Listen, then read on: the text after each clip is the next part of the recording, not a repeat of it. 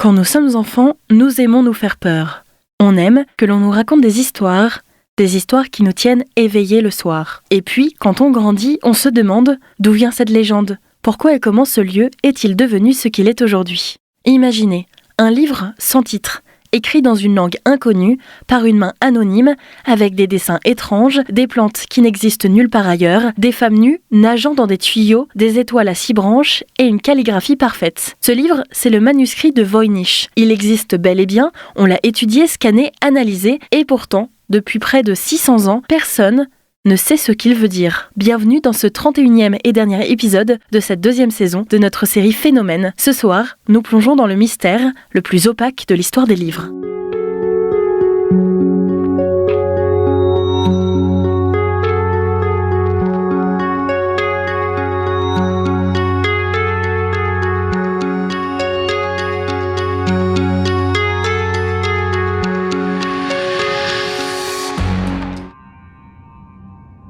Bienvenue dans Phénomène sur Westrack Radio, votre émission qui décortique les mystères et événements les plus intrigants de notre civilisation.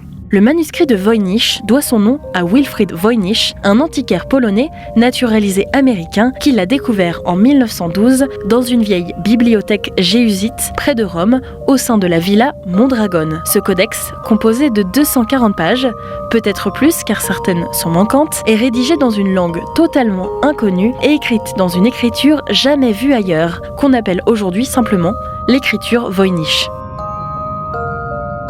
Le texte est accompagné d'illustrations aussi énigmatiques que dérangeantes. Des plantes étranges, inexistantes dans la nature, des constellations et symboles astrologiques, des femmes nues plongées dans des sortes de bassins interconnectés par des tuyaux, des formules, des diagrammes et des cartes astrales incompréhensibles. Aucun chercheur, aucun codeur, aucun linguiste n'a jamais réussi à le traduire.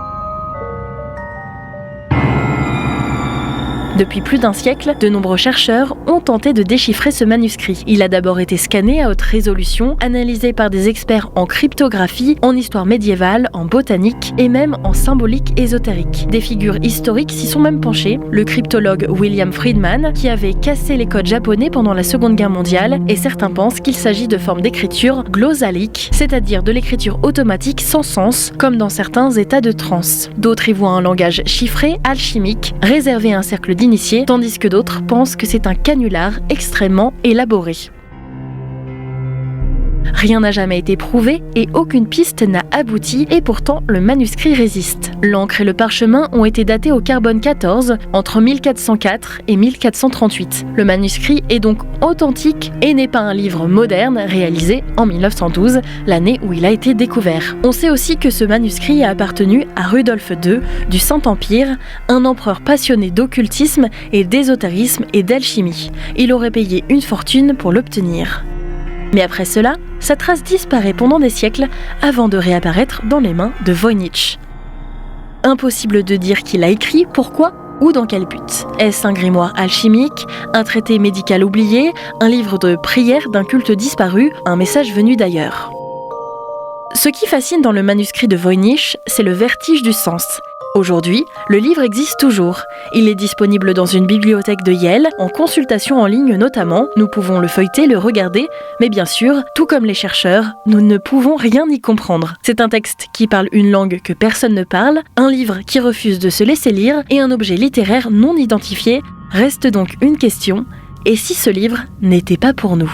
Et si vous êtes curieux et curieuse, je vous invite à vous rendre en ligne afin de découvrir cet ouvrage et peut-être de tenter de le décrypter. Merci d'avoir fait ce voyage avec moi. Je vous emmène prochainement à la rencontre d'autres phénomènes. Nous venons de conclure 31 épisodes de cette série de Phénomènes, disponible aussi en podcast sur vos plateformes préférées ou sur le site de west-track.com. N'hésitez pas à nous dire si cette saison 2 vous a plu. Peut-être avons-nous dans notre marmite 31 nouveaux phénomènes pour octobre prochain. Je vous souhaite une très bonne soirée d'Halloween et je vous dis à très bientôt.